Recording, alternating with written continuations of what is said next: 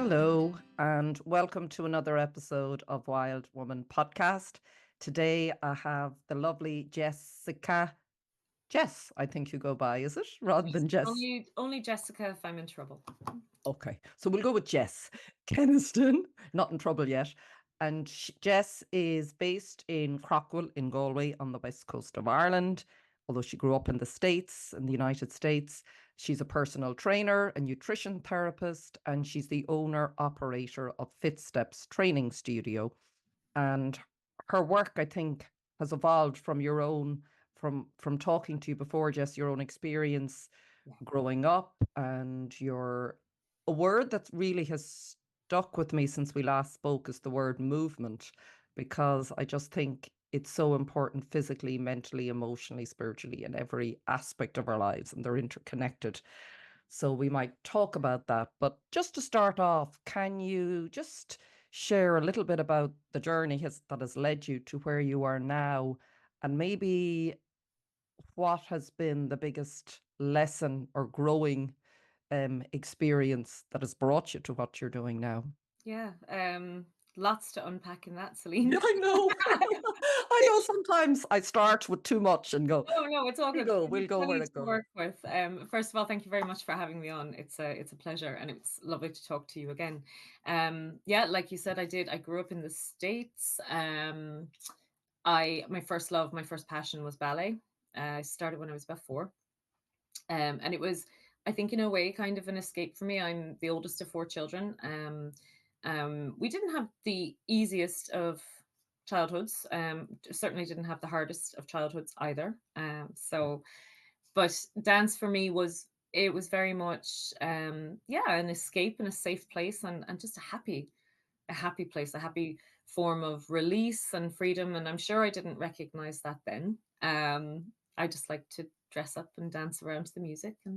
And yeah, I suppose it carried me through most of my teenage years. We moved then to the UK. I was 13, turning 14, a really transitional age for young women, I think, and quite a difficult, speaking from my own experience, and other young women that I know, or women that have moved around that time.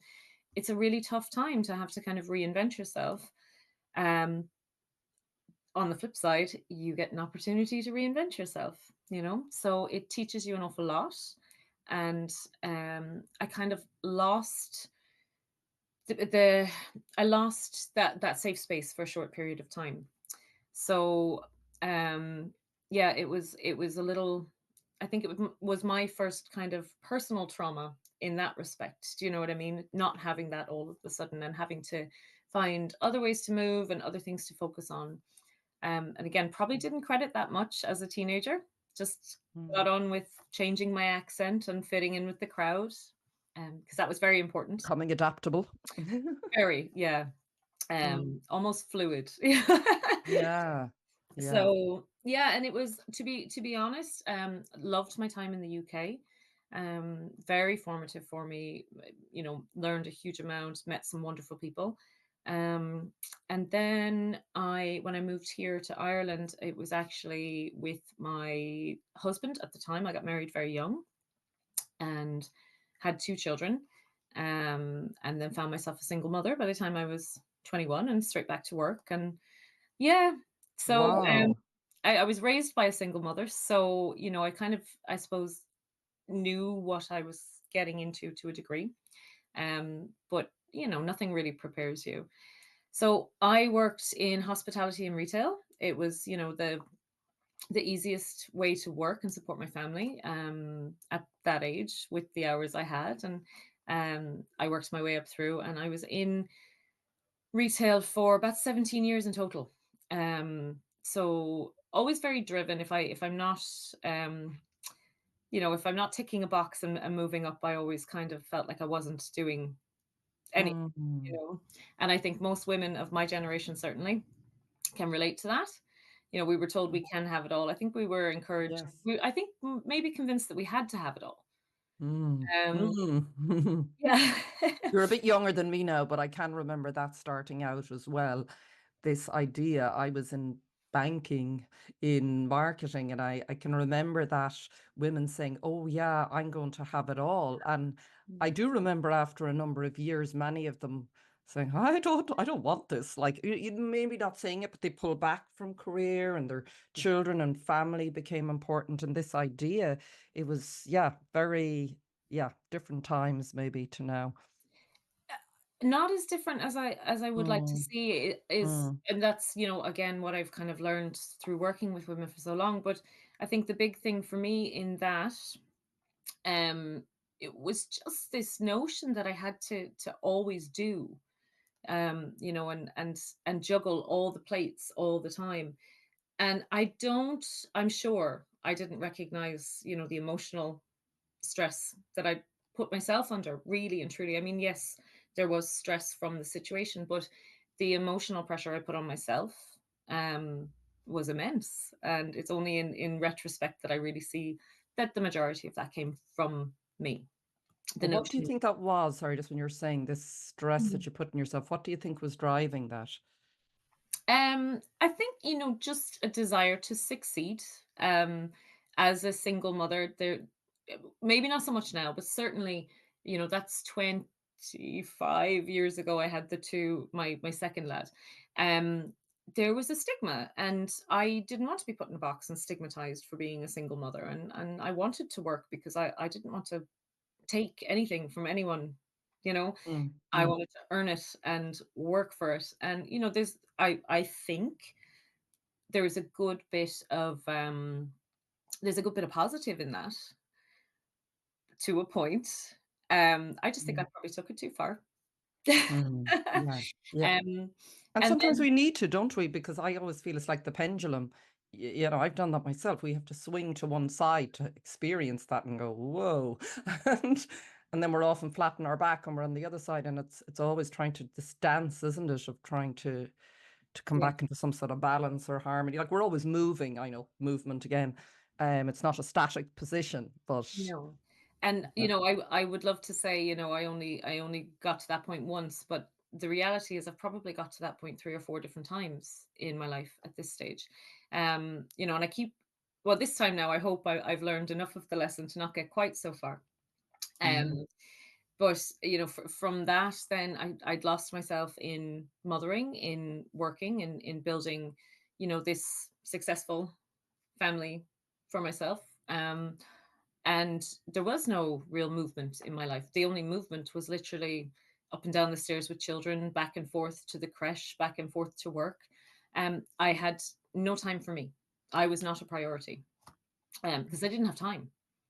mm. I'm sure So a lot of women listening to you will identify, and yeah, yeah, for sure. absolutely. And Mm. there is, and I say this particularly to any new mothers I work with, and I do have a lot of pre and postnatal clients.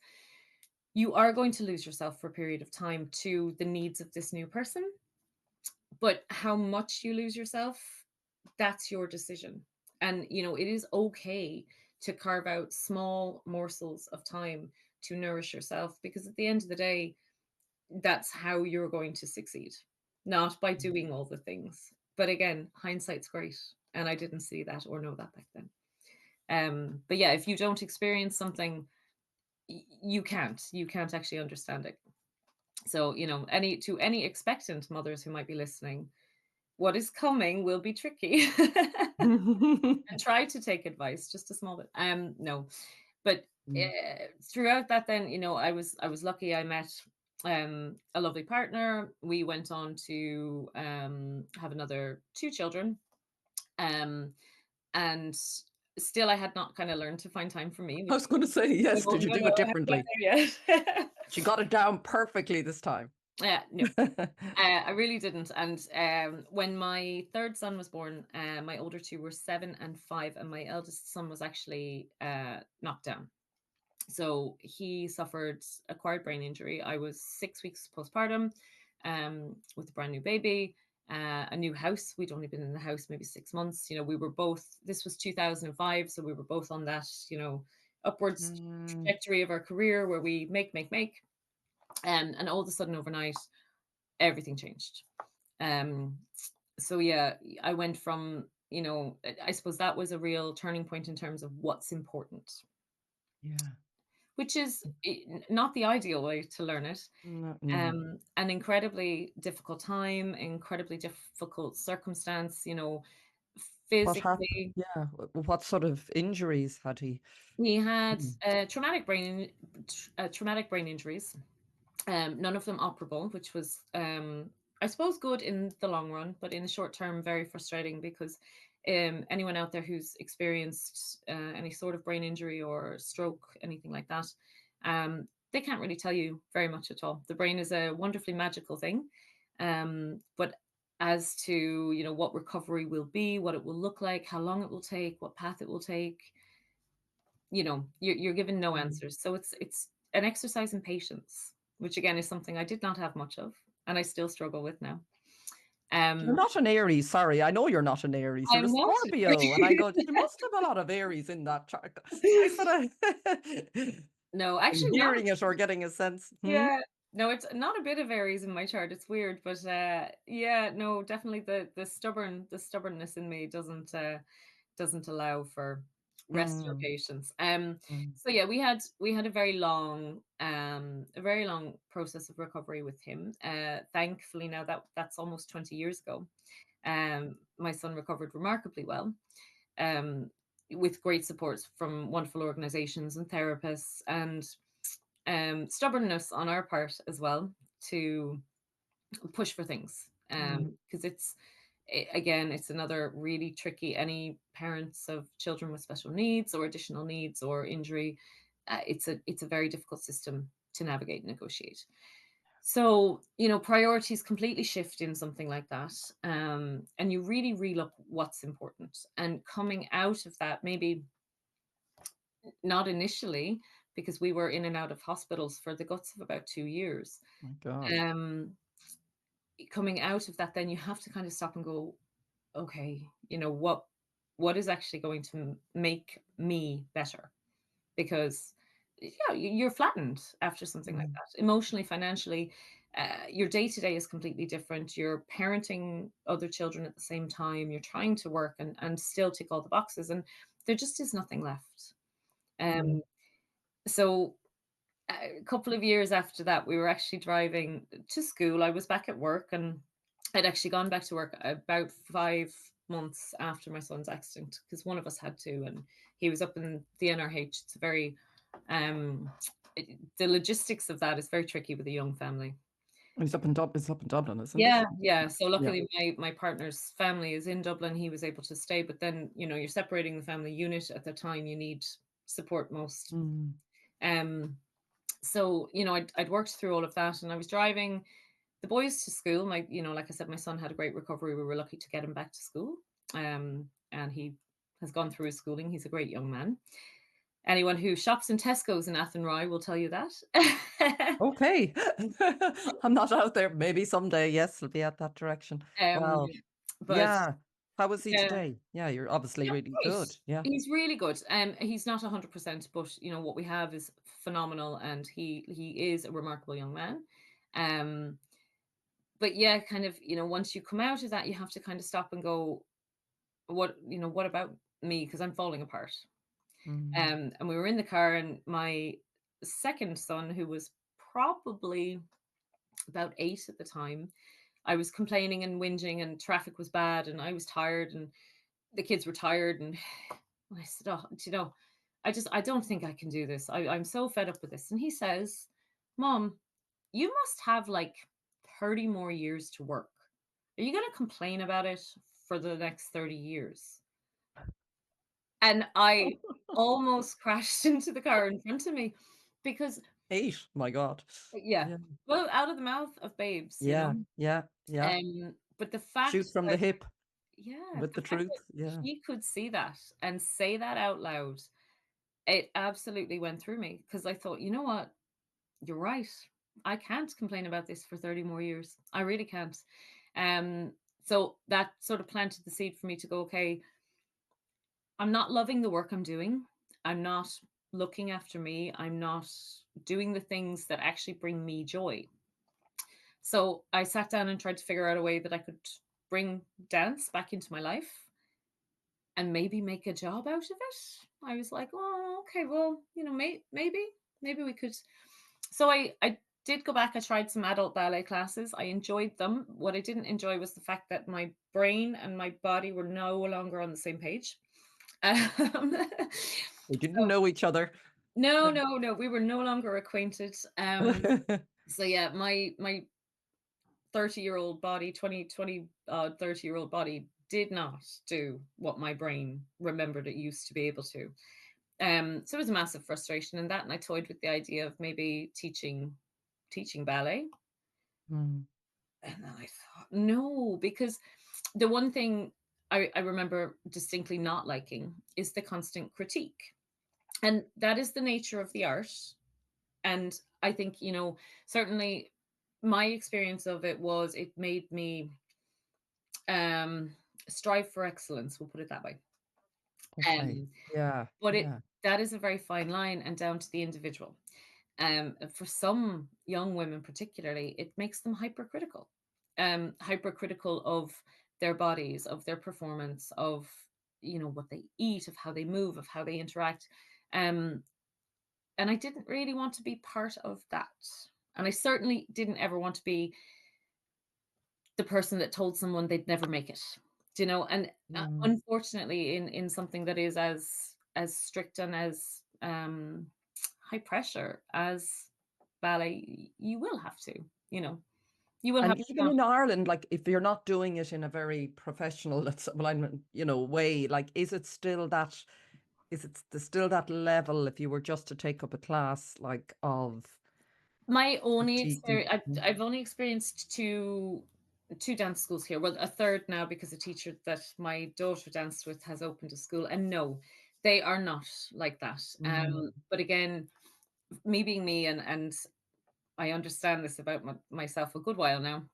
The standard that I would want to achieve as a teacher would mean that I would have to take it in a much more intense okay. direction for me to really be happy with what I was delivering and how I was delivering it. Um, because that's what I knew. That's how I knew it. Mm, And that's what I believe I would have gone to.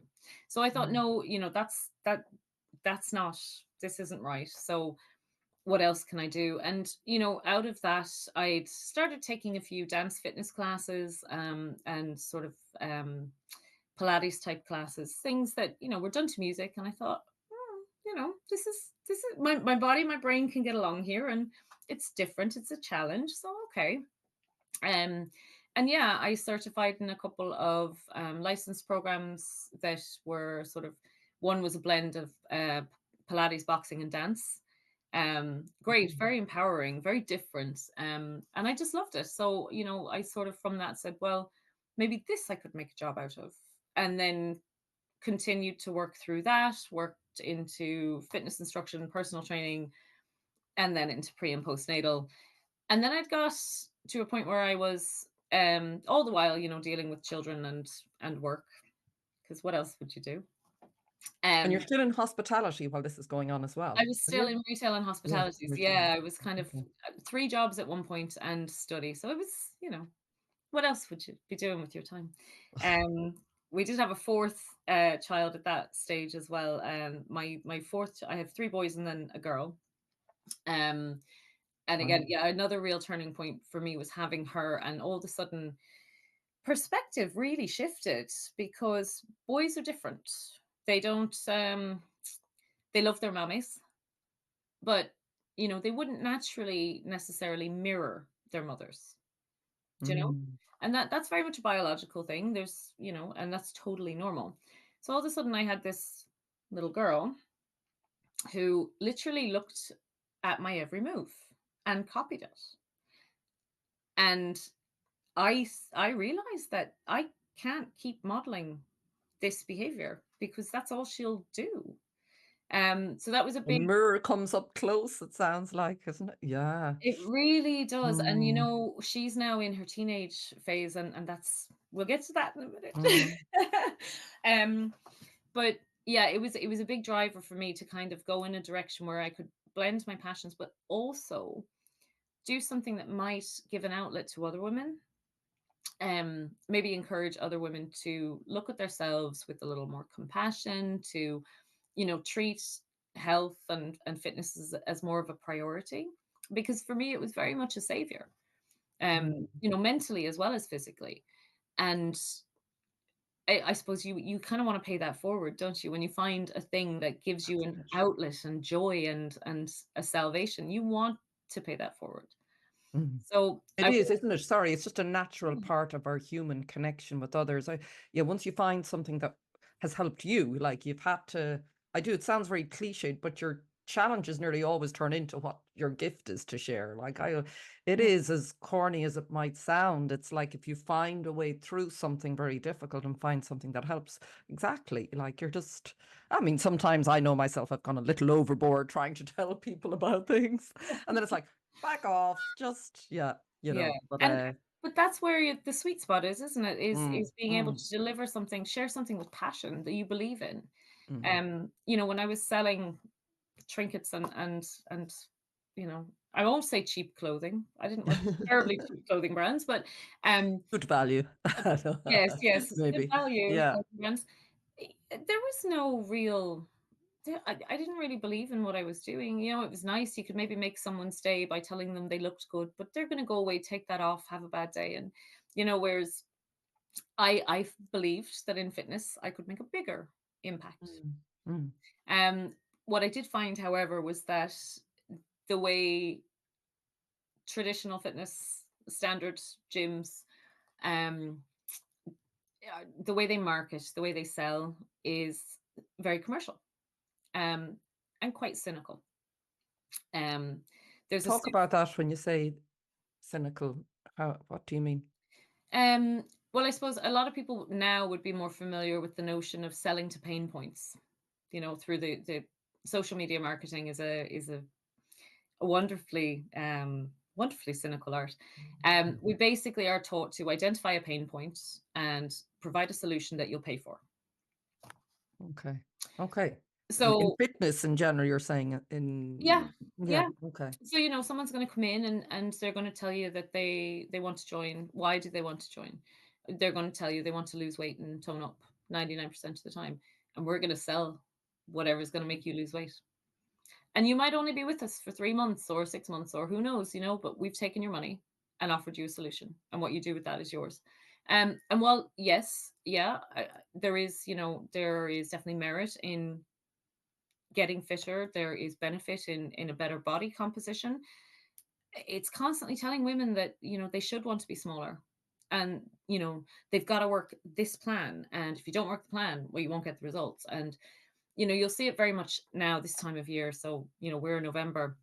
There's a huge amount of marketing around drop a dress size for Christmas, little black dress challenge. Great, Mm, great.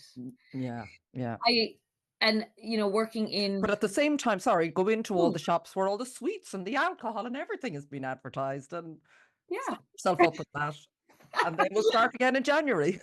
Exactly, and we just Yeah, and we encourage that cycle for the benefit of the business, not the benefit of yeah, the yeah. client or customer in front of you.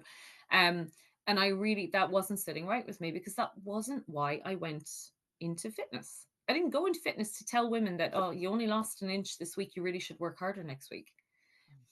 So I decided in 2016 to start looking for my own premises with the notion that I could create a more holistic space, a more accessible space for mums. Because the other thing as well is that, if you, again, if you have small babies, if you don't have someone to mind them, or if you're short on time, or if you can't get out on time to get to your class, to do the class, to get home, it's not convenient. And sadly, we have to go with convenience a lot of the time when our children are small and their needs are number one.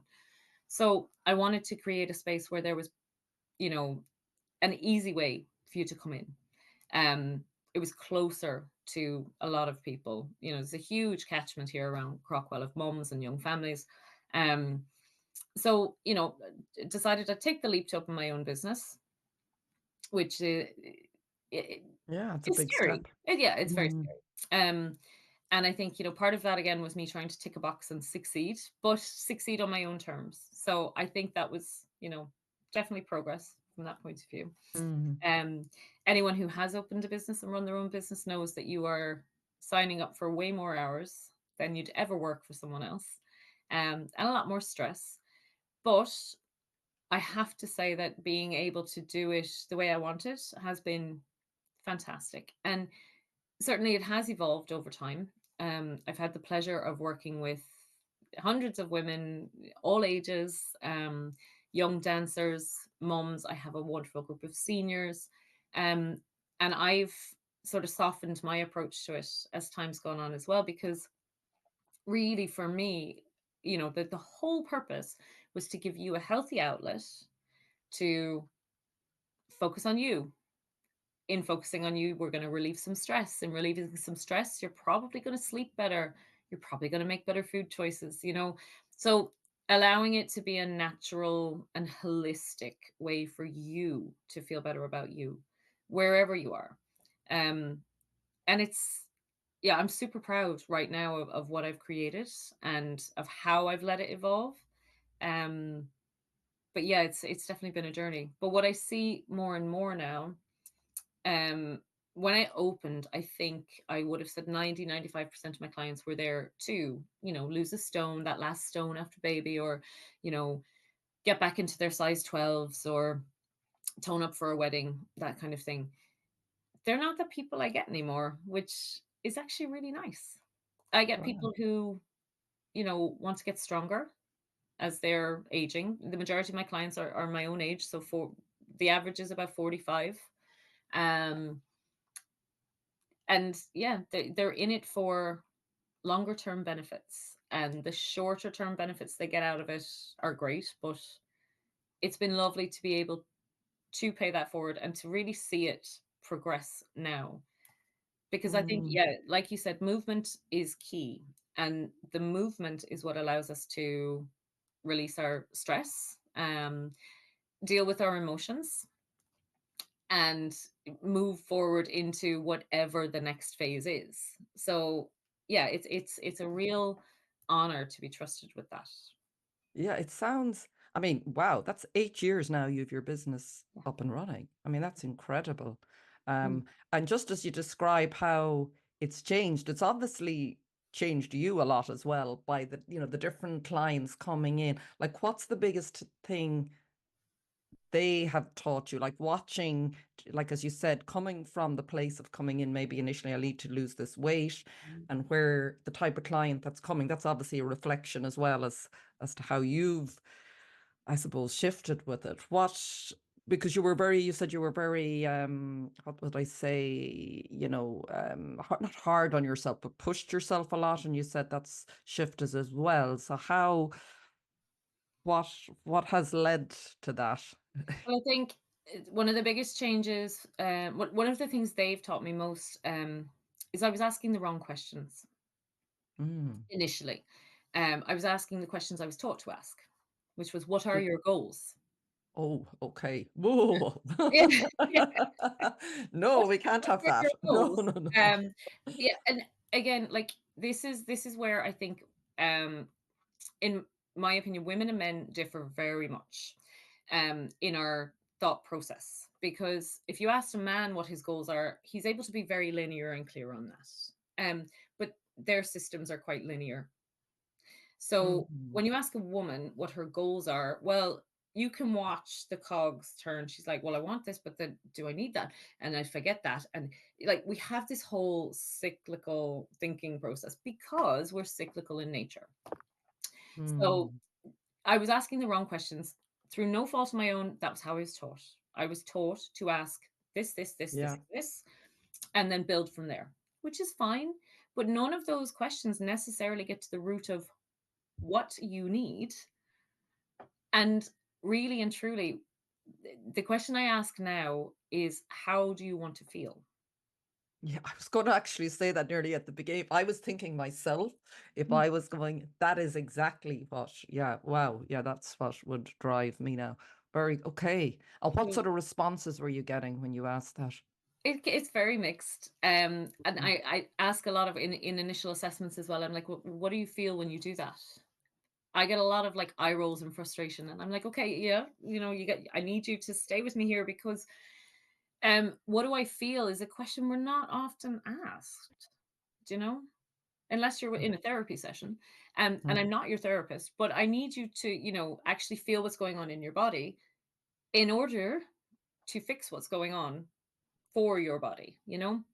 Um, so like with a lot, some That, sorry, clients, that is so powerful, Jess. I think it's even, someone said that to me, even with children, one of the most important things you can say to them is trust how you feel, yeah, because we have been taught not to trust how we feel.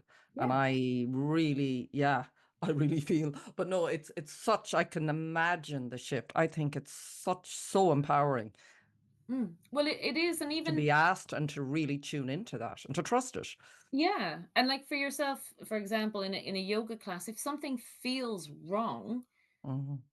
you've got to be able to feel that and go, how do I fix it? You know? Mm. And again, like, I have clients who come in with knee problems, back problems, neck problems, hip problems. Most of those things, some of them absolutely are things that need further investigation.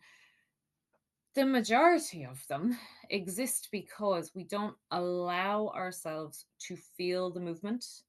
We don't allow ourselves to go past a certain point. So we'll get to like a point of tension and come straight away from it because I don't want to feel that, Mm. you know. And Wow, that's interesting. Yeah. people will tell you, oh, it's not supposed to hurt or that shouldn't hurt.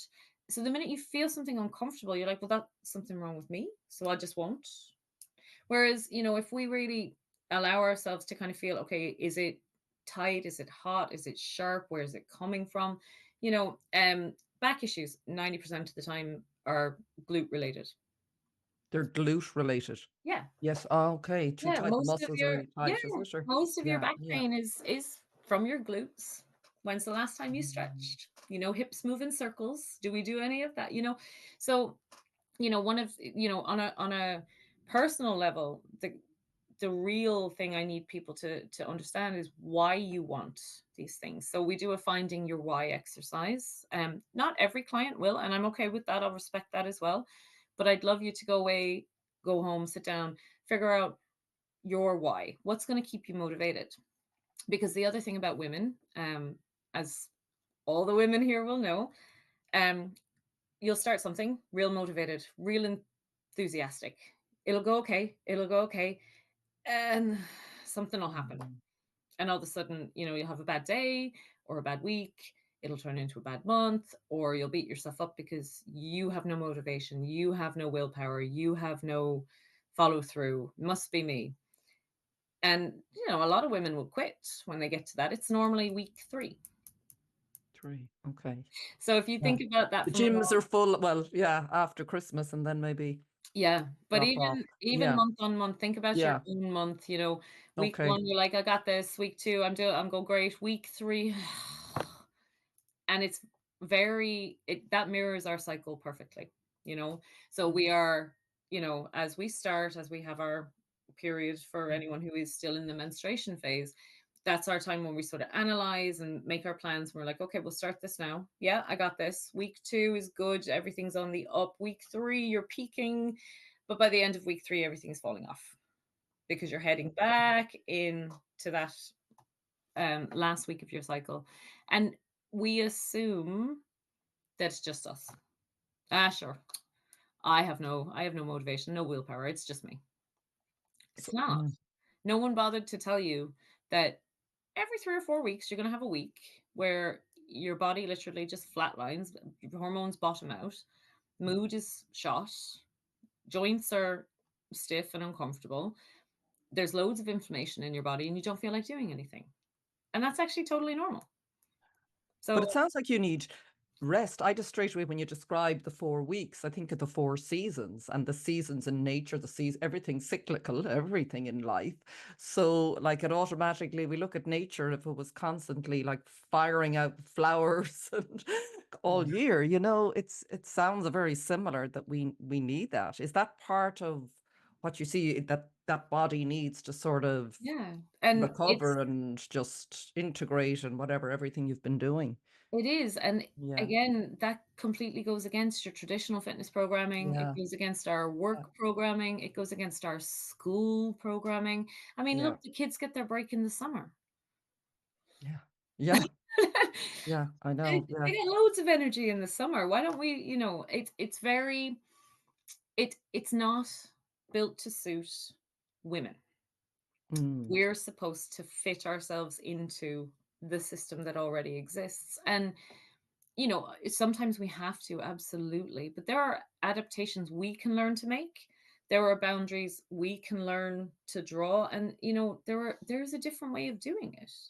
You yeah, and I think we deserve that. I certainly, I'm looking at my daughter now. When we talk about, our cycle mirroring, it mirrors the moon phases first and foremost, the seasons secondly.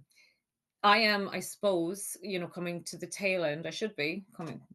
No, but anyway, I feel great, but I'm told I should be coming to the tail end of my, fertility cycles. Um, and my daughter's right at the very start.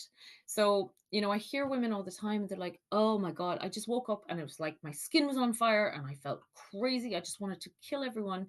And then a couple of days later, my daughter will come downstairs. She's like, "Ugh, I couldn't sleep all night. It was like the sheets were touching me. Everything was, and I just want to, I'm going to kill someone today." And I'm thinking, oh, look at that.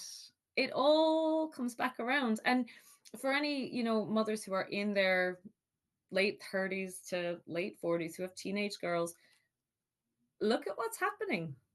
We have these cycles. They're at the start, we're at the end, but it's an actual mirror. And wouldn't it be lovely if they understood? Like, we've so much education going in now to perimenopause and menopause, which is wonderful, wonderful.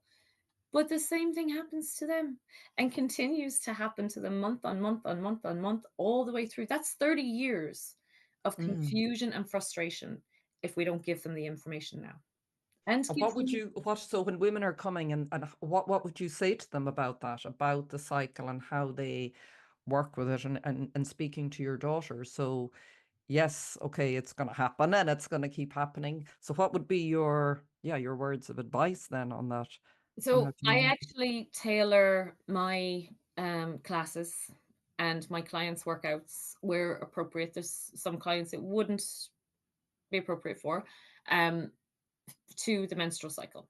So I went down a rabbit hole in 2020. Obviously, we had lots of time on our hands. Mhm. And I wanted to train differently for myself because it was important. Things didn't feel right. I was, and also like resistance training is having its moment now. It can't always be heavier. There's going to be a point in time where I can't lift heavier. So I was like, okay, well, how do I make these adaptations and make it suit? So I dove into that, and there's actually a system for cycling through your menstrual phases where you moderate or modify weight, intensity, and movement. And it's very simple. It doesn't take a Mm. lot. And even if you were in, it doesn't matter what fitness facility, what fitness class, unless you've got a boot camp style instructor who's in your face screaming at you, which, there's not too many of those out there. There's a few, and if you like that, that's cool. Um, but you We just, do enough of that to ourselves, so I think don't so. need someone else. Personally. So yeah, we actually sort of tailor it. So your week one, the week of your menstruation, it's sort of interval based. So we need the movement for the natural Mm, pain relief. We need the movement to help boost the mood because the mood is very low. But we need a little bit longer recovery time. So that's the way those workouts would be tailored. When you come into your week two, your sort of pre-ovulation, everything is, going good. You're on the up. It's actually the week where you'll be your strongest. So you get a lift mm, in strength. Your body is in a cell building phase. And also that filters into the whole body because none of this is not just about your sex organs. It affects mm, the whole system. um so in that cell building phase you get muscle strength, you get muscle growth, you can actually really benefit, you can hit personal bests very easily from a strength okay. point of view. But the cardio recovery isn't as good because your energy is elsewhere. Okay. Yes. As Yeah. you come into that third phase, that ovulation phase, this would be like your full moon week. So think about it, there's these connotations to full moon parties and, celebrations around full moons. Yeah, when we hit that, we are literally on fire. Your entire body temperature rises, you get higher calorie burning, you're better suited to cardio workouts, you get much faster recovery, and you feel energized. So it's the perfect week to Mm, get into those style of trainings. um, and then as you're coming into that the tail end of the third week into the fourth week, it's more recovery and maintenance. So our workouts would be a little bit more body weight based during that. We'd be more range of motion, a little bit more gentle, and maybe just, a finisher at the end where you can very much dictate how hard you push, you know? yeah. But Yeah. it's so, I've found it now, I've done it, for about 4 years now. So I find it very easy to just rotate through. About 60% of my clients actually cycle within the same 4 or 5 days of each other, which happens a lot with women when they're in close Yeah. proximity. Yeah. Mm, mm, Um, but also, even if you're not, even, I have clients who are past menopause, I have clients who are in menopause. Um, Even if you're not, that cycle benefits the body yeah. because you get to work through these different phases and the body's constantly getting recovery time, constantly getting pushed, but constantly getting recovery time. And we're still using the same movements, to a degree, we're still using the same weights. We just modify the either range or time. It's so simple. And Yeah. it frustrates me that more women don't know this. And it Mm. frustrates me that more trainers aren't educated in this. Yeah. And even, yeah, so there's no, that doesn't come into it at all, I imagine. Does it? Or I would have thought they were more holistic. Well, like you're obviously doing it, who are, you know, We are bringing, out yeah. there, like, but Mm, you'd have to go looking. And certainly in terms of the training that's provided to your standard fitness instruction course, your standard personal training course, no, it's not. It's kind of like, here's a page, that's your menstrual cycle. But yeah. most doctors will tell you the same. Yeah, yeah. You Well, know, yeah, things are changing, but it they sounds are. like you've brought your life experience. I suppose it's like anyone we go to, like my yoga teacher. I love her because like it's on so many levels. Like it's physical, but it's always about trusting your own body. There is a sort of a beautiful spiritual dimension which I like, and there's that sort of deeper connection. There's a mental, it's on so many levels, and yet we're all at different levels, and we're all encouraged to trust, to really listen to our body, like what you're saying. So in a different way. That seems to be a big part of it. It's back to sort of listening. In doing so, just out of curiosity, so as you've been doing this with women Mhm. and you're saying your type of client is changing, has changed, are you noticing then that these women are listening to themselves in other areas of their life more? Because if you tune into that, it starts to affect everything, doesn't it? It's like, Does. what And are you seeing as or what do women say, or, yeah. I think Mm, the two biggest things, and I think these are the two biggest things that most women within this age bracket of say 35 to 55 struggle with. Um, i- in listening to their bodies, they're able to learn to listen to like what their body's looking for in terms of food. Um, mm, so it helps to remove the stress and the fake um I suppose mhm. the manufactured notions around what is a healthy diet, right? Yeah. So they're able to kind of, I suppose, eat intuitively, you know, Yes. because again, like, I can give you diet plans. You're not going to follow them. I know that, that. We're both kidding ourselves. And we're both adults here. Let's say. Yeah. And again, what is really nice is that less and less they might ask me, for a recommendation of how to get in more protein. Protein's vital. And I think it's super important that we take things in naturally and actually take in things that make us feel good. Mm, So for myself, I'm vegetarian.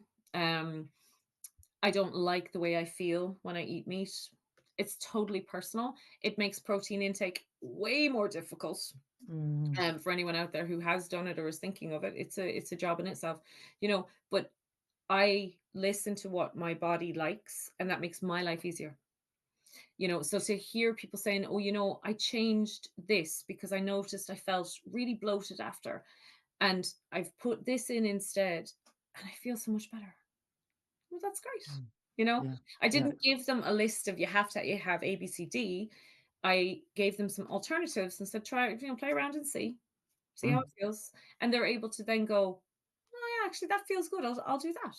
Because when something feels good, we will do it. Yeah. You know? But it does sound key, like the once you start to trust that in yourself, go, wow, it's really empowering, I think, isn't it? It starts to shift into other parts of your life. Like it just, whether it's making choices about relationships or work, or, what you were talking about, that whole stress and pushing yourself and the doing, doing, doing, doing. Mm. Have you seen that shift for some of the women as well, and a sort of greater sense of maybe compassion or understanding of how Yeah. What I everything notice is? most Yeah. is their ability to really lock in their time. So, Mm. and also rest and recovery, because those, like I said, the food, really huge. Rest and recovery, another massive thing. um and for them to be able to say, "Oh, you know what, I just went out and had coffee with my friends on Saturday. I just went and I had coffee," and I'm like, "That's great." I left the kids at home. I'm like, "That's great." They were like, "Oh no, they were supervised." No, it's Yeah, yeah, yeah. yeah. And once you start to prioritize yourself and your health in any one way, and it's so much about, I suppose, the illusion of control. But once you start to put that in place for yourself, it's so easy for it to just have that knock-on effect, because once you see that it's not that scary to take a couple of hours a week, and spend it on feeling physically well, then you kind of go, gosh, well, I feel like I need a little time for me. I wonder what it feels like if I take that. And and for Mm, some people it might be a walk, it might just be running a bath and locking the door, it doesn't matter. Maybe it's coffee with friends, but it gives you permission, because yeah. you've already gifted yourself time on Mm, something that's vital for you to be productive and a wonderful supportive parent and partner and daughter and colleague. So yeah, it's that allowing. And mm, once we take that in one space, it will absolutely filter down. mm. But yeah, to see people say things like, "I just took time for me and it was great," do you know how many of us haven't done that? Yeah. Oh, I'm sure so many listening, I can say in my own life, I've been like that. But would it really, even when you talk about, you know, we'll just talk about women for a moment because I was going to mention men, but going back to that, that's sort of, I think we hear it so much, about the feminine energy rising on the planet in men and women. We're Mhm. coming into more of a harmony. This isn't about genders or anything, but that. So, what I'm listening to you when you're talking, and I've experienced it myself because I was in that doing, doing, doing, doing, doing for years, for burnout, cancer, car accident. We have to do it numerous times. I obviously Yeah. had to, things start getting rattled around a number of times. But the beauty of that is I now do trust myself, because if I don't, I know where I end up. And I think this is how we're sort of, well, I feel, being nearly rewired back into that true feminine essence that's in all of us, which is this really listening to who we are and our energy and nature, and we're connected to everything. And that to me is a very intuitive, more fluid flow way of listening. Now, I know we're still living in a world where we've all these things to do, Yeah. but it's like that structure and flow, isn't it? I sort of always feel that that's the I heard a woman I interviewed describe the masculine energy really is our comfort in being, in Mhm. like being who we are. Just that sort of, yeah, this is me. And then the feminine energy can flow. Yeah. And it sounds like you provide, you know what I mean? That sort of seems that container has to be there in ourselves, doesn't it? And within, so that we can trust It ourselves. Go, does. let's have that coffee. Yeah, I feel like doing this because And I'm in it. even I'm, for yeah. yourself, like in your experience, when you were coming out of, the burnout, the cancer, Mm, if someone wasn't there to hold that space for you, mm, you wouldn't have known what to do. You wouldn't no. have been able to kind Yeah. of open up to that. Yeah. So yeah, and And people showed up as well. I mean, I did ask, and I think once you do, I always say that to people. in the strangest ways. I mean, I wasn't running around asking people, but just there was a hunger in me, when you've reached a place of rock bottom, I think many of us do, something in you was like, okay, something, I have to change, I have to do something. And once there's even, I think that, I always say that even if there's that urge in you, you will be shown what you need. The people show up, the classes, whatever it is, to get hold that space for you. Because I had no energy. My adrenal glands were shot. I was literally on the floor. And it takes a long time. And I've met a lot of women the same. It takes a lot of time to rebuild, but it teaches you really important things like boundaries and, Balance. Yeah. balance and all those things that we've been so out of balance. So yeah, I Yeah. just find it really interesting you're saying that, like, yeah, so that seems is how do you look at that? Does that sort of, say, make sense, that whole Yeah. masculine feminine For me, dynamic, how they like, move together? 100%. And like, very much the doing is the masculine. Mm. Um, and we've been raised and conditioned to understand that we have to do, you know. Yeah, sometimes we do, Yeah. absolutely. We also have to exist and relax and Yeah. And the feel. source of our doing, sorry, I suppose it's what's driving the doing. Is it fear or is it excitement? I would say, I mean, I know sometimes we can be, but I always feel it's important to look at that too as well. It is. And Mhm. then there's that saying, they say that pain, in order for people to make a change, the pain of remaining the same has to be greater than the perceived pain of change. And Yes. change is a terribly scary thing, particularly for people when it's personal. When it's a personal thing, so say if it's physical, um, or if it's your body, we're tied up in our body image, that kind of thing. We have to really be in pain about how we are, how we see ourselves, how we feel to actually take that step forward. So, to be able to kind of be a container here for people to trust me enough to open up and move and make change, it's it's an absolute honor. And then to see them allow themselves, to lean in and feel things in a different way, think about things in a different way, start to approach things in a different way. It is the most rewarding part of my job. And there are some days I go home and it's like overwhelm. It's not overwhelm as in burnout, it's overwhelm of like emotion and gratitude. And but some days I go home and I'm just so like gushing. Wow. It's all of these. And they mightn't even, they don't have to say thank you. Most of them do, and they're wonderful. They don't have to, but it's just to watch them, do something they thought they couldn't do, or tell me about, a non-scale victory. um it's so wonderful, and it's very empowering for me, but it's so reaffirming as well, because all we have to do is give women permission. It Mm. gives them permission, and they will figure out then what is right for them. And Mm. there are clients who leave me after periods of time, and that's great, because I've started them on their path, or opened a door, or shown them that maybe I'm not the right way for them. That's great. I'm delighted, because they know what they need. That's all I want. It's a wonderful thing. And it's yeah, if you told me 10 years ago that I'd be here and I'd been able to create all of this, I don't think I would have laughed, because I certainly wouldn't have been talking about moon phases and menstrual cycles.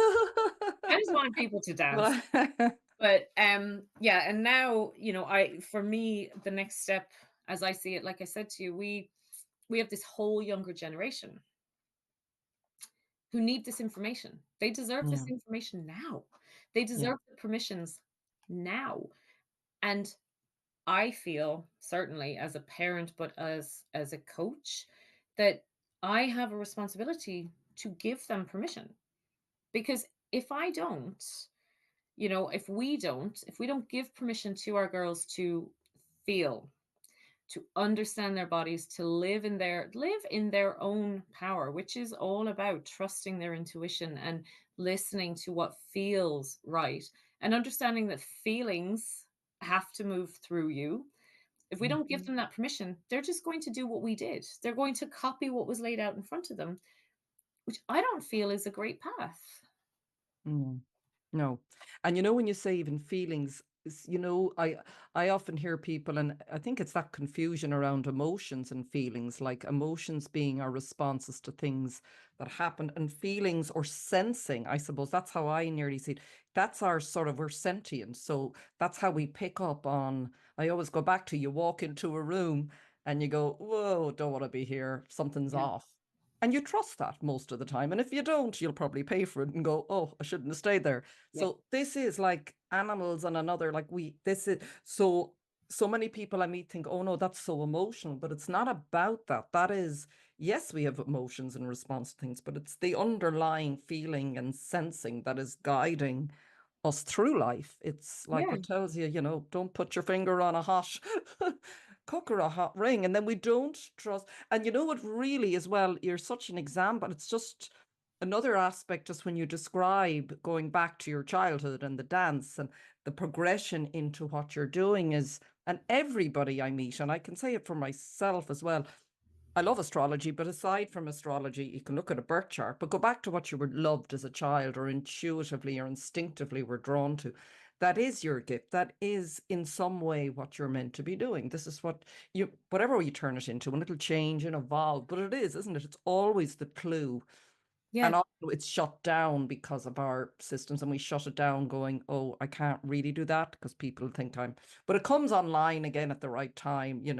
through maybe something difficult. Like that's what you've sort of, and every piece that you've sort of said, like you needed to go through everything to have Yeah. this very holistic offering. It's not just one thing, No, and isn't it? It's like, it's I very, think yeah. that's another thing that, again, it comes online at the right time because it'll, for most women that I speak to who, are entrepreneurs in some way, shape, or form, they're doing something now that, yeah, they probably at some point went, God, that would be great. I'd love to do that.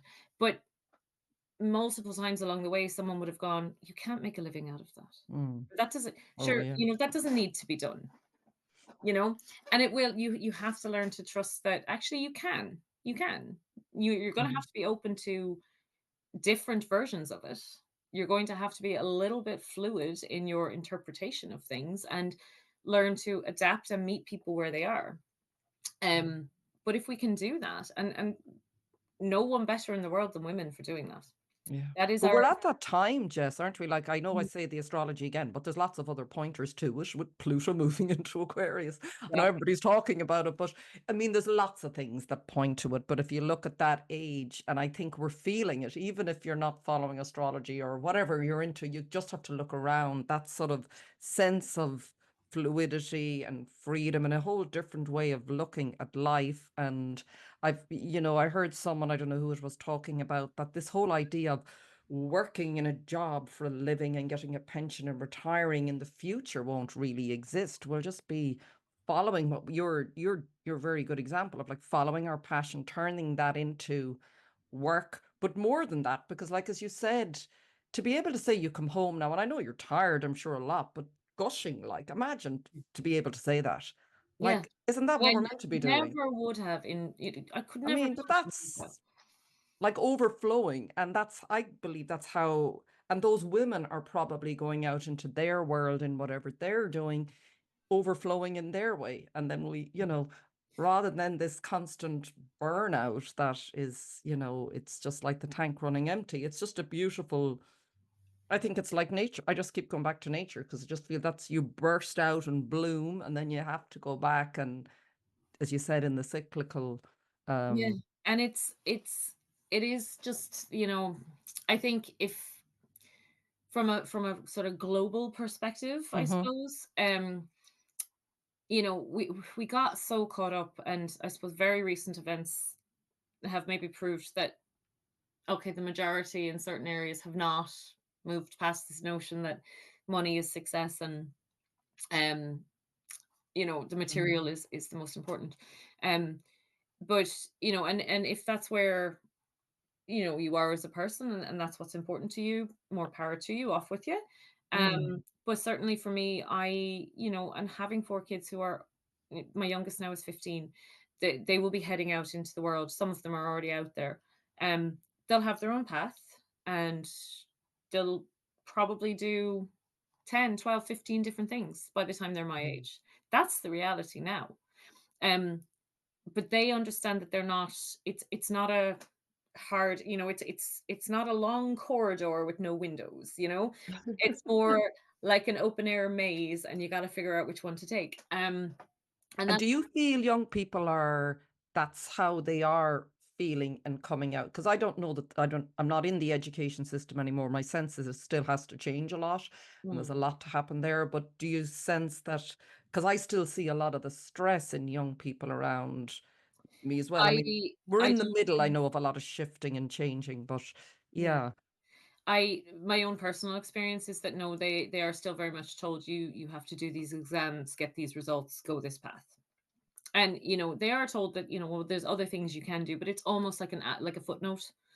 yeah, Um, and certainly family and friends in the States, it would be very much go to school, get your degree, get a job, make money, buy a house. It is a very steps on the stairs kind of mm, path. That my children, the girls that I work with, I try to make it very clear. I don't have a college degree. I have done heaps of professional qualifications, um, way more than I need. But I don't have a traditional college degree because I went another way. I came to this a different way. Um, and again, I don't think I had the same permission. You mm, know, I don't think there was that acceptance of it necessarily, which probably allowed me to put more judgment on myself. Um, yeah, so there's multiple ways to do all things, and yeah, we really need to be really modeling that and talking about it and allowing them, because yeah, they're not there yet. But I think they're under my own children is all I can really speak to, and they understand that life is, a maze of twists and turns, and it's not the end until it's the end, and there's nothing so drastic or dramatic that you can't pivot or turn or change direction or retrain. um but that's because that's what we've modeled for them. And yeah, you know I wholeheartedly believe that we have a responsibility to model that in all aspects of our life. So for me, my passion, my job is fitness, and fitness again encompasses the movement, the rest, the understanding of your body and how it feels, which is holistic and does spill out into all aspects of life. But if I could pay that forward and give more young women, I young men as well, I want them to know, but they experienced a different physical reality that I'm not privy to, so I don't speak to that. yeah, yeah, Um, but if I can pay that forward for them and give them, the real strength to do that, because we hear so much about female empowerment and body confidence and standing in your own, but we don't teach our kids. yeah, And yeah. you can't teach them what you don't know. Yeah, So and it isn't it always they say, what did they show don't tell, like you have to, it's fine to say all this, but if you're not doing it. And I remember listening, I think it was Elizabeth Gilbert talking about, I think she had a podcast, something magic, I okay, can't remember, but she was talking to a mother who had young children and I think was a writer and was struggling to find time to write and then guilty that she was leaving her children. And she was sort of again saying to her, look, obviously assuming the children are safe and all of that, you go up to your room, you put a do not disturb unless, it's an emergency and I'm taking my hour or whatever. But she said the most important thing about this is you're teaching your children that it's important to do this because so that they will grow up going, okay, well, my mother showed me by taking time for herself that it is important rather than just saying it. So I suppose there is that balance there, isn't it? We model what we see, not what we're told to yeah. do. And I'm lucky to be able to see that firsthand. Some of my Mm, clients actually started with me 8 years ago with babies in carrier car seats, mm, mm. those babies are now 7, 8 years old and come in with mum and do their Oh, work. wow. Do you know? Wow, that's It's incredible. it is. It's wonderful, and, like, that's it. That's what we need to do. Show them that, I'm gonna take this time. COVID was a real eye opener for people. We were doing online to watch mothers work out next to their children because they still needed that God. time, you know, Yeah. and to give them an outlet to be able to do that. And I wasn't the only one. There was tons of people who were able to do that, which is great. So how lucky am I that I can, not only model it to the best of my ability. Don't get me wrong, I'm flawed and human, and I don't always get it right. But to show my daughter, particularly, that, you know, I'm allowed to listen to my body, that, you know, fluctuations in motivation and cognitive function and emotional response, they're all normal. That I can pick up anything where I left it off. There's no, deadline or timeline, or to be able to do that, and then to be able to see that manifest in a small way through my work is it's great. And I want that for everyone. I think every mother deserves that. I think every daughter deserves that. You know, Yeah. But we're not, yeah. we're so to steal someone else's tagline, we're so worth it. We are so worth it. And and can I ask, just as we wrap up, like what now are you most excited about? So you've got to this stage and you sound like you're still so excited and overflowing and loads of ideas. So what's next, or what is there a next, or just now? What's your biggest, yeah, what's really exciting you? Yeah, so there's a new training program that is the culmination of 10 years of work and research. How to train our girls, and it is designed to educate parents and coaches and teachers, anyone who's working with young women, about all of that, so that they can have, in as much or as little as they like, some experience of understanding your cycle, understanding how it impacts the whole body, and working with that so that they can model that and carry it forward. So yeah, that project is built and ready and rolling out in January on a bigger Okay. scale. Um, and I'm really excited. Like I said, it's another opportunity for me to be able to pay it forward. Um, and I really look forward to that. And then the studio will continue as normal. We've lovely events. We've a little bit more, a few more holistic events. We'll have some somatic movement workshops coming up. We have sound bath, and tonight we have shamanic drumming. Oh, I love drumming. I'm in a drumming circle in Galway. I love drumming. Yeah. So, it's so nice as well to be able to add these options and alternatives for people, because it allows people to dip into different things and feel and Yeah. express in a different way. It's But not isn't that all the brilliant? lifting stuff. Yeah, I'm seeing more and more of this. They're like little hubs or community hubs, and just different things and people that are sort of aligned or similar, or you can try out, but are broadening out are sort of, yeah, I found, I think I've said this to you as well, but when I found the drumming led me to the podcast in a weird way. Do you know what I mean? Yeah. Like, so there's all these aspects of us that sort of are awakened by different things. I Mm. think, physically, mentally, emotionally, like that awakened. I was like, wow, what is this? So it's really important to explore, isn't it? And allow, because our body, whatever you view, isn't it, of this reality or what we're doing here, the body, we're in the body. Yeah. So the body to me, I think even if you're into sort of, we hear a lot about ascension and evolution and all of this, but we're still in the body. So the body is the key to it. And that was a big realization for me in the last few years, going, get your body as clean and as clear and as strong so that you can deal with whatever's coming at you, isn't it? It's a real, and the clear. So I just wanted to ask you about this because you talk about nutrition and listening and intuitive eating, Mm. which I do more now. Is I'm noticing the more, it sort of happened organically, purified, I suppose is the word. I'm not saying my body is pure, but it's getting cleaner and clearer. Yeah. I'm really hearing and feeling much more. And I'm like, whoa, no. Or yes, I want to do that. So Yeah. is that, and your mind, everything starts to get clean and clear, doesn't it? When It you, it does, and it's, yeah.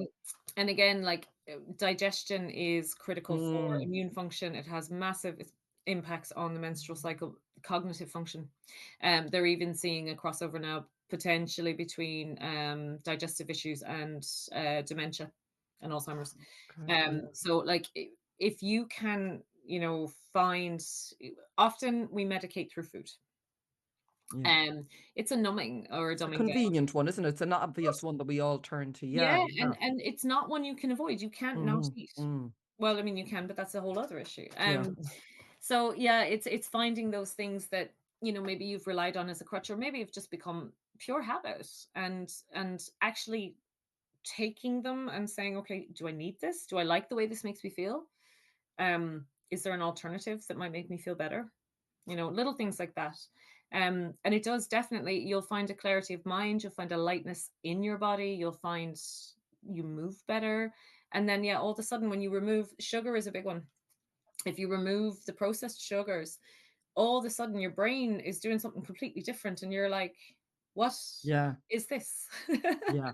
But it's And what, does exercise help that? Because I know it's a big struggle for a lot of people to just sort of make that plunge, even to gradually. It is so, isn't it? It's mm, so addictive. It's like heroin or something. I don't know. Haven't mm, tried heroin, but I'm just imagining it's more addictive than anything. Like it's, isn't it? mm. Is it the combination of processed sugar and fat or something? There's something about It's it. sugars and starch together that create Okay. fats. So say if you Okay. think about all of our sweet treats, our biscuits, our crisps, our chocolate, yeah. So but I think what, and this is what my clients say to me more, when they've put in the work physically, that sort of natural lift and boost of I did it, ticks the Yeah. box, that allows Okay. them not to look for another high.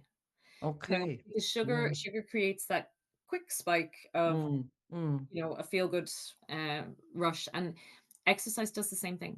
They've even recently done studies with children who would otherwise be prescribed Ritalin for ADHD, and divided the groups. One did exercise, one had the Ritalin, and one did a combination of both, and actually found that exercise gave better attention, focus, and clarity over the course of the day than the medication. So our food is a big one, but our movement is a medicine Gonna of the say body. that. Yeah. Yeah, yeah, yeah. And like they say that children nearly in schools, I believe this up until the age of 7 or 8, shouldn't be sitting for Yeah. whatever number of hours a day. I mean, why wouldn't you have ADHD? Seriously Yeah. though, like we're not.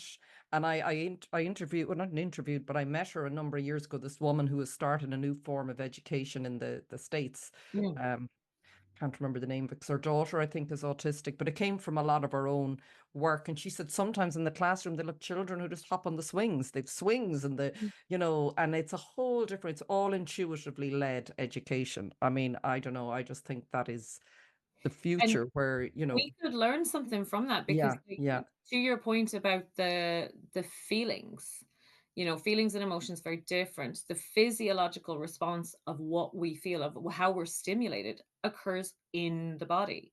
We Mhm. just put a name on it and a thought on it to make it emotional. So, like, these kids are constantly introduced to new things, new people, new concepts. Of course, they feel things. And if And you the let, energy needs to move. yeah, Like it's just, isn't it? It's biology, I think. I don't know, but it's yeah, like it just makes total sense to me because I've lived it and I exactly, still do. I think any of us, if we're particularly going through something stressful and we're told you have to sit still and concentrate, and well, of course you're going to end up, that has to find an outlet, doesn't it? It yeah, just it has to find an outlet. So yeah, I think what you're doing, Jess, will definitely feed into that because like you said, the children now who are coming in with their parents, they're developing this awareness that hopefully they won't need permission. You would hope in the future we won't need to be giving anyone permission. We'll just know, no, this is, if and it's back as well, I feel like what you were saying earlier, to free will. If some people want to go a certain route, totally fine. yeah, Let us all just make choices as long as we're not harming each other. you know 100%. let And us again, like, explore. It's if about we exploring.